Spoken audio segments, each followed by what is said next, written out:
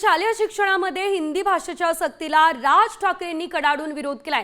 हिंदीची सक्ती केली तर संघर्ष अटळ आहे हा इशारा त्यांनी राज्य सरकारला आता दिला असल्याचं देखील आपल्याला बघायला मिळतंय। महत्त्वाचा मुद्दा म्हणजे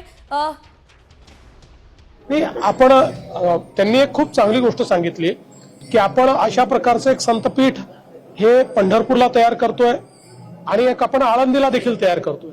तर या सगळ्या गोष्टींचं एक प्रकारे एकमेकाला पूरक अशा प्रकारची सिनर्जी त्याची व्हावी या दृष्टीनं ज्यातनं अतिशय परिपूर्ण अशा पद्धतीनं आमची भावी पिढी तयार व्हावी।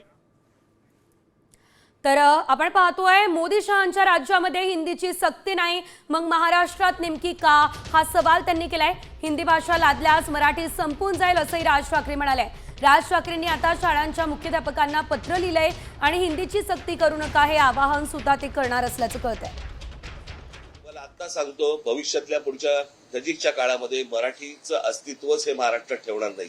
मराठी साहित्य संपवून टाकतील, मराठी सगळ्याच गोष्टी संपवून टाकतील आणि केंद्र सरकारच्या वरवंट्याखाली अख्खा महाराष्ट्र भरडला जाईल।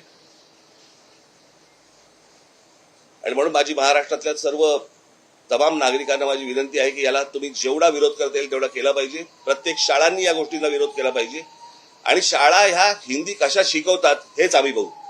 Gujarat council of educational research and training Gandhinagar हे गुजरातची वेबसाईट आहे आणि त्या वेबसाईटवरती पहिलीपासून त्यांनी गुजराती, गणित आणि इंग्रजी अशा 3 भाषा ठेवल्या, म्हणजे 3 गोष्टी ठेवल्या। मग जर गुजरातमध्ये पण नाहीये तर तुम्ही महाराष्ट्रात का लादतात? मुळात मला सरकारचं हे काय धोरण आहे आणि कशासाठीचं आहे, कारण केंद्रीय शैक्षणिक धोरणामध्ये असली कुठची गोष्ट दिलेली नाही आणि त्याच्यामध्ये दिलंय की राज्य सरकारने या गोष्टींचा निर्णय घ्यावा तिकडची संस्कृती पाहून, तिकडच्या गोष्टी पाहून। मग हे राज्य सरकार ही गोष्ट का लादते आहे हे अजूनपर्यंत समजण्याच्या पलीकडे आहे। म्हणजे कुठच्या IAS अधिकाऱ्यांच्या लॉबीचा हा दबाव आहे का?